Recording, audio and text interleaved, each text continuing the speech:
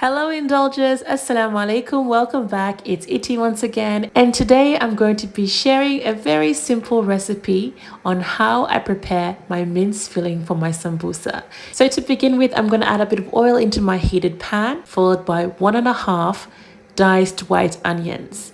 We're going to sweat these onions down until they become translucent, and then we're going to add our garlic. Today I'm using 3 cloves of garlic, which I have diced very finely. Once the garlic is warmed up and incorporated with the onions, we're going to go ahead and add our minced meat. For today's recipe, we're going to be working with 1 kilogram of lamb mince. I'm going to saute this mince for about 3 to 5 minutes, or until the mince starts to brown and its natural juices start to release. Once the juices are released, I like to strain my mince just to get rid of any excess fat. Once the stock is nicely drained, I'm going to add about a tablespoon of olive oil. So this oil is going to help me further brown my meat as well as cook the vegetables that I'm going to add much later on. Next, we're going to introduce our spices. Today I'm seasoning my filling with some coriander powder, curry powder, salt, cumin powder, cayenne pepper, black pepper, and chicken stock cube. I will list all these ingredients and their quantities in the description of this video.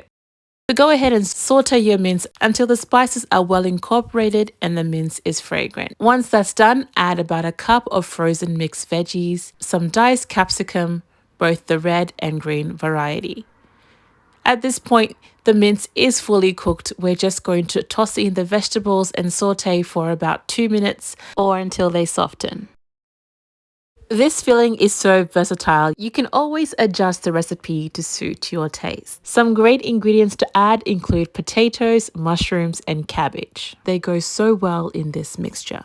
At this stage, we're going to incorporate our fresh herbs, some coriander and parsley. At this point, the filling is cooked all the way through. You're just adding these final touches of flavor.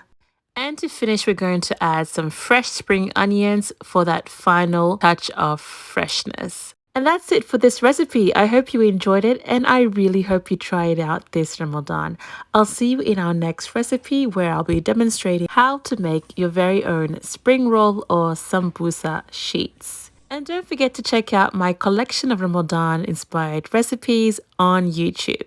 Until we meet again, stay blessed and take care. Bye.